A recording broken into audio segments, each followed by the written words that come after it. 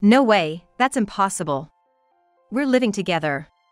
You just need to sign the divorce papers. Good luck with your poor life. I stood there in a daze, holding the phone after the call was abruptly cut off. The lawyer couldn't help but burst into laughter. Jessica looked at the lawyer with a puzzled expression. The lawyer was wiping tears with a handkerchief. The CEO is actually Linda. My name is Linda. I've been married to my husband, Mike, for 2 years. We don't have children. We both work and are so busy that we often work on weekends. We hardly have time for long conversations, leading to a life of passing each other by. Therefore, we try to match our schedules and go on overseas trips during our long breaks. It's only once a year, but we both look forward to it. When we got married, we decided to buy an upper-floor condo in a Bay Area tower. It was a stretch, but we did it considering the future value of the asset. Thanks to that, we're satisfied with our current life. I have a close friend from high school, Jessica. We sometimes go out for lunch together. Jessica, being beautiful, has high standards for men. She's not married yet but has a strong desire to do so. She's always looking for well-educated, high-income men on dating apps. Especially, she won't compromise on income. One day, I was enjoying lunch with Jessica at a cafe near a park. We were together in high school and university, even in the same classes. That's why we've consulted each other about various things. As a result, we know quite a bit about each other's dating histories and types. During our student days, we shared both fun and sad times. Those are good memories now. Since I married Mike 2 years ago, we've both become busy, and the time we can meet has decreased. Now we meet only a few times a year, if that.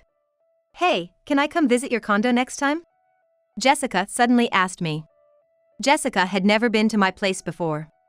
Then, on the weekend, Jessica came over to my place. I could sense her amazement even through the intercom at the entrance. Jessica kept saying, "This is amazing." The moment I opened the front door, Jessica looked impressed. "Wow, this place is like a mansion. And that elevator ride up was so long." I chose a spacious upper-floor condo because it was a once-in-a-lifetime purchase without compromising. It's even more spacious than a house. It's beautiful, really incredible. Jessica looked around the house, turning her head in every direction. Great location, and an upper floor in a high-rise like this must have cost a pretty fortune. Jessica asked with a sly smile. Yeah, it's what you'd call a $1 million condominium. It's got great security too. Look here. Jessica cut me off, reacting only to the term $1 million condominium. Right, it must be over $1 million. Your husband must be making a lot. She said, eyes wide with astonishment. That was so like Jessica. She's always had high standards for men, especially regarding their income. Mike's salary is quite high for his age, I guess. I said vaguely. I felt it was tacky to be too explicit. Huh. She had a look that seemed to have some ulterior motive. Jessica said, "Can I use your bathroom?" and left the living room. I told Jessica where the bathroom was and then started preparing tea in the kitchen. Concerned about Jessica, who was taking a while to return, I was about to head to the bathroom when Jessica came back. Just replying to an email. Jessica doesn't usually make excuses like that. I felt a slight sense of unease. While enjoying the cookies Jessica brought as a gift and having tea, she asked, "Can I stay till evening?" She apparently wanted to greet Mike. Indeed, it had been since our wedding that Jessica last saw Mike. It's not unnatural for her to want to see him. I decided to check with Mike just in case. Mike happily agreed. I might finish work early, he replied in an email. I told Jessica it was okay, and then I started preparing dinner. Jessica was fiddling with her smartphone, but then stood up and headed to the bathroom again. I didn't notice while cooking, but Jessica seemed to be gone for quite a while. When she came back, she was wearing a familiar necklace. I recognized it, it was my necklace. As I stared at the necklace, Jessica flashed an embarrassed smile. "How do I look? Does it suit me?" She posed like a model. Seeing my stunned expression, Jessica started laughing. "Oh come on, I'm just kidding. I just found it and thought it was cute. It must have been super expensive, right? A premium piece, for sure." Jessica rambled like a child trying to excuse a misdeed. "That's a gift for Mike. Wow, he must be really wealthy to afford something like this. Jessica sighed. But more importantly, that necklace was stored in the closet in the bedroom. Jessica must have pretended to go to the bathroom and instead went to the bedroom, peeking into the closet. That's what it seemed like. I couldn't believe her actions. However, I didn't want to come off as petty, so I simply emphasized that it was a precious item. Jessica, taking advantage of my lack of reprimand, made an outrageous request. "Can I borrow this necklace for a while?"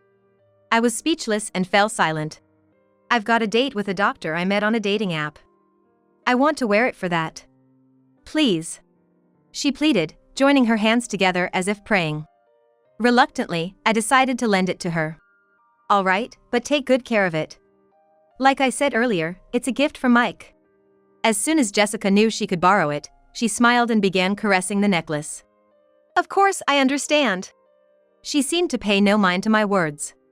When I finished the meal prep, I pretended to go to the bathroom to check the bedroom. Sure enough, the closet in the bedroom and the chest beside the bed weren't fully closed. Jessica must have opened every drawer and door she could find. There were fingerprints on the jewelry, watches, and precious metals. Jessica might have touched things, but probably didn't intend to borrow them. The shoes seemed to have been forced on, and the heels were misshapen. This was clearly going too far. I returned to the living room and confronted Jessica. "You touched various things in the bedroom, didn't you?" The shoes were misshaped, and there were fingerprints on the watch. Rather than appearing remorseful, Jessica puffed out her cheeks a bit. "Please don't do that again." Jessica returned to her normal expression and apologized, saying, "Sorry. I didn't want to dwell on this and risk straining our friendship, so I decided to just lightly laugh it off." That's when Mike came home. He was holding a box of cake. Mike and Jessica saw each other for the first time since our wedding. It was awkward at first, but they gradually warmed up to each other, making for a lively dinner. By the time we ate the cake Mike brought, they were chatting like good friends. While I was clearing the dishes and washing up, they were laughing together. "Really? My boss is terrible, right? I envy Mike's subordinates." Mike was grinning, eyes crinkling with laughter. "That's not true." I was a bit bothered by Jessica casually touching Mike, but at the time, I thought it was better than them being distant. After all, Mike wasn't a type of man Jessica usually goes out with. About a month after Jessica's visit, Mike's behavior started to change. He spent more time on his smartphone, which he usually didn't do much. He often seemed distracted when I talked to him and asked me to repeat myself. He always carried phone with him, even taking it to the bathroom. It was an obvious change. It seemed I had become a cheated-on wife. I thought about checking Mike's phone once, but I was reluctant to even touch it. Conversations between Mike and me at home became increasingly rare. Mike started working on weekends much more. Mike was hardly ever at home on weekends. Originally, we barely saw each other on weekdays, but now, not seeing each other on weekends too, it's like we're living separately within the same house. Moreover, we started sleeping in separate bedrooms under the pretext of his tiredness. I was vaguely thinking about divorce or separation when I found divorce papers on the living room table. Upon closer inspection, Mike had already signed them. Though I had suspected it, actually seeing it still shook me. With trembling hands, I called Mike. "I just got home and saw it on the table. What does this mean?" "Exactly what it looks like. I want a divorce." I pressed Mike for a proper reason. Mike said, "I've fallen in love with someone else. It's not an affair. I'm serious." It was obviously nothing but cheating. Then, I heard a familiar female voice on the phone. It was Jessica. Well, it was what I had expected. I'm dating Mike. I even want to marry him. Though I had suspected it, hearing it confirmed made my heart race and brought on a cold sweat. I fell for Mike the moment I saw him at your house. We exchanged contact details and started messaging. One thing led to another, and here we are. Jessica's way of talking had become crude. Maybe this was her true nature. "Mike says there's nothing left to talk about. Can you just sign the divorce papers and send them off? I want to talk things over, so please tell Mike to come home once." No way. We're living together now. You just need to sign the divorce papers. Good luck with your poor life. Standing dumbfounded with the abruptly ended phone call in hand, I couldn't move for a while. After that, sleepless nights continued for me. Mike didn't come home. I couldn't bring myself to touch the divorce papers lying on the living room table. They just remained there, untouched. Furthermore, Jessica kept sending me multiple photos of her and Mike together. She was flaunting her relationship with Mike. It must be an intimate relationship, but what kind of harassment is this? My mental health deteriorated, my complexion worsened, and sometimes I'd become vacant even during the day. People around me became worried and strongly suggested I go to the hospital, and I ended up being somewhat forcibly taken for treatment. Taking medication, I managed to regain some peace, and I started to be able to sleep. I could somehow go to work. But then, an unbelievable incident happened. When I returned from the hospital, something felt off inside the room. Going to the bedroom and opening the closet, I found that bags and jewelry were missing. The count of jewelry watches in the chest was off too. There was only one person who could do this. Why would she do something like this? What had I ever done to her? My insomnia relapsed, and sleepless nights continued, leaving me staggering through my days. During counseling at the hospital, when I mentioned the theft at home, I was strongly advised to consult a lawyer. I contacted the company's lawyer right away and set up an appointment. The lawyer asked me first thing, "What would you like to do?" "I'll get a divorce. I want those two to face proper consequences," I answered immediately. Surprising even myself. Just a little while ago, I was wondering what to do. I couldn't believe how easily those words came out of my mouth. Perhaps I really wanted to punish them. After being tormented so one-sidedly, it was just about getting back at them now. A week later, I received a message from Jessica. I had sent her a certified letter. "Hey, what are you thinking, sending a certified letter to my workplace?" Jessica sounded pretty angry, her voice filled with rage. "You must have expected at least this much. Anyway, I'm leaving everything to my lawyer now." I hung up the phone. Jessica called several times after that, but I ignored all of them. Then, Mike called. I had sent a certified letter to his parents' house. Apparently, his affair being exposed at home caused a huge uproar. I wanted to burst out laughing at his self-inflicted predicament, but managed to restrain myself. Feeling that leaving it all to the lawyer wouldn't be enough to calm my feelings, I decided to confront them both. I would denounce them thoroughly on the spot. The lawyer arranged the date and time, and we decided to have the discussion at the law office. A few days later, the two reluctantly showed up at the law office.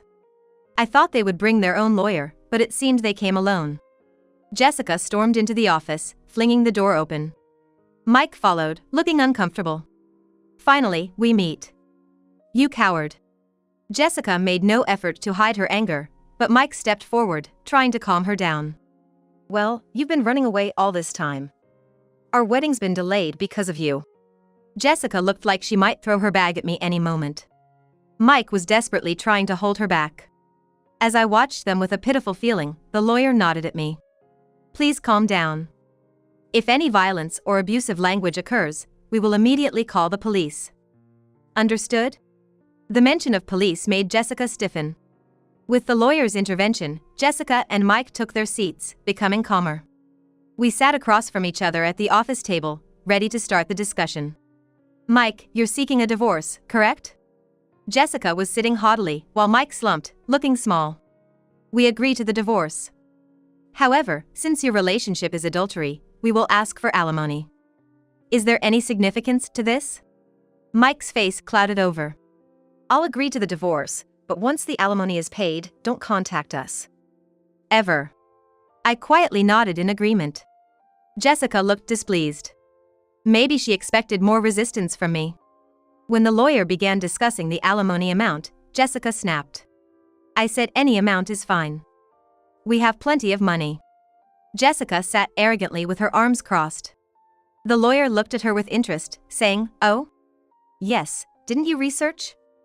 Mike is the president of a jewelry company with a yearly revenue of $2 billion. Mike looked up, frantically trying to restrain Jessica's arm. Jessica, her face flushed, continued excitedly. "Alimony for an affair is nothing to us. I'll even give a proper share of the property." Mike was trying hard to calm her down. Jessica shook off his hand and continued. "You can barely make ends meet on your salary, right?" She scoffed with a laugh. The lawyer burst into uncontrollable laughter. Jessica looked at him with a puzzled expression. The lawyer wiped tears with a handkerchief. Actually, the president is Linda. What? Jessica was dumbstruck, her mouth hanging open. Mike hung his head, his body trembling slightly. Mike is just an ordinary employee with no position at Linda's company. I am Linda's corporate lawyer. Jessica started laughing loudly. What are you talking about? Are you really a lawyer? Can lawyers lie? The lawyer calmly replied. Why not ask Mike next to you if what I said is a lie? Mike, meanwhile, just bit his lip, looking down. Jessica, growing anxious, grabbed Mike's arms and began shaking him. You said you were the president of a $2 billion jewelry company. That's not a lie, right? Mike remained silent. He covered his face with his hands, uttering inaudible moans. Jessica, growing more desperate, gripped his arms tighter, repeatedly asking, Answer me. It's not a lie, right? Mike finally whispered in a raspy voice. I'm sorry. The room fell into a deep silence. Jessica's strength seemed to leave her body, and she let her hands that were gripping Mike fall limply. You said you were the president of a company making $2 billion a year. She muttered it almost to herself. Mike's single apology had plunged Jessica into despair. She stood up, trembling. It's a lie, right? There's no way you're the president. Jessica pointed at me, accusingly. Why didn't I know about this? After all we've shared. I spoke to Jessica calmly, as if guiding her. Just because we're close friends doesn't mean I tell you everything. Especially since you were so fixated on money, I had no intention of telling you. I looked Jessica straight in the eyes without averting my gaze. Jessica seemed to lose all her energy and slumped down. Then, that house? Of course, the house is in my name. So, Mike will be the one leaving. Jessica fell silent, and Mike continued to hold his head. Mike probably didn't want to come here. He knew this would happen. But if he didn't come here, things would be worse. It's hell either way for him now. Mike is left with nothing but hell waiting for him. The lawyer began to present the evidence I had gathered. First, these photos of Mike and Jessica together. They were the photos sent to my phone, now printed. The lawyer placed an IC recorder on the table and played the recorded conversation. Why would you send something like this? I just wanted to share our happiness with you. Jessica's voice filled the room, while Mike seemed to be holding back tears. Hey, still clinging to the past. I want a divorce quickly. I know what you're clinging to. It's Mike's income. He's the president of a $2 billion jewelry company, right? You hid it because you thought I might take it. Jessica, perhaps embarrassed, covered her face with her hands. Hurry up and divorce, and leave that condo. It'll be mine soon. Too bad Mike didn't come back to you. I'll give you as much alimony as you want, poor thing. Your aim was the money, not Mike. I'm speechless at how you've been deceived, Mike. Mike looked down, tears spilling onto his pants. Mike and Jessica fell silent. Do you think this is over? What else is there? Jessica, you broke into the house when Linda wasn't there and stole several items, didn't you? I felt relieved at the lawyer's calm demeanor. Mike looked shocked. Apparently unaware of this. Hey, what's this about stealing? Jessica bit her lower lip, her hands shaking. No, not me. I don't know anything. The lawyer placed a tablet on the table and played a video. It showed Jessica sneaking into the bedroom, taking bags and jewelry, and stuffing them into her bag. Jessica stared wide-eyed at the footage. What is this? Why are you recording me? Isn't this illegal surveillance? Mike covered his face with his hands inside. Our house always had security cameras. Why didn't you tell me that earlier? Who would think you'd break in to steal? I felt a headache coming on from their foolish exchange. And you used my key without permission. I wanted those things. It's your fault for not buying them for me. The two began arguing, ignoring us. The lawyer and I could only look on in disbelief. Please save your arguments for later. Regarding this theft, we will be filing a police report. Jessica seemed to panic at the mention of the police. The police? That's a bit much, isn't it? I just borrowed something from a friend. I never gave you permission to borrow anything. I spoke to her calmly. Besides, you're not a friend or anything. You were just a classmate. That's why I'm filing a police report." Jessica seemed to realize she was defeated and her attitude became sullen. "Don't say that. I'll pay for it. I'll compensate, just please don't call the police." Jessica started to kneel and apologize. I looked down at her and said coldly, "You're going to compensate? The value of what you stole is more than your annual income. Are you sure about that?" Jessica was speechless. "And there's also the matter of the alimony." Jessica turned to Mike, pleading in a tearful voice. "You'll pay, right? Even if you're not the president, you still earn well, right?" Mike was silent, looking down. "He can't pay it 'cause he's about to be fired." Mike looked up in surprise. "That's correct. Since leaving the house, Mike has not shown up for work. Plus, with this commotion, there have been complaints from his boss." Mike looked like he might collapse on the floor. "But there's still the property division, right? I'll pay with that." "That's not possible. Linda and Mike have a prenuptial agreement regarding property. You didn't hear anything from Mike, did you? He never told you the inconvenient truths." I looked at Mike with disdain. The lawyer placed the contract on the table. The agreement states that if the marriage lasts less than 3 years, neither party can claim the other's property. You're currently in the 2nd year of marriage. Jessica tried to grab the document as if to tear it up. "You should handle that document carefully. It's a notarized deed, and you could be held legally accountable for damaging it." At the mention of crime, Jessica stopped. She began to half-heartedly plead with Mike. "Mike, you have savings, right? Use that to pay." Mike looked at Jessica with resentful eyes. "What money? You always wanted sushi, steak, this, that. There's no way I have any savings left." "It appears that way. And it seems he has debts from unsavory sources." Jessica's shoulders slumped. It's a pitiable sight. The glamorous appearance that used to make men turn their heads is nowhere to be seen. But this is the result of the seeds she herself sowed. The two sat, looking haggard and lost, muttering, "This wasn't supposed to happen, and what will I do now?" I decided to leave the rest to the lawyer and stood up to leave. "Jessica, money isn't something you steal from others. It's something you earn through effort." After that, the divorce went through smoothly. I sent all of Mike's belongings back to his parents. His parents kept apologizing to me and even sent a letter of apology. Jessica was interrogated by the police for illegal entry and theft.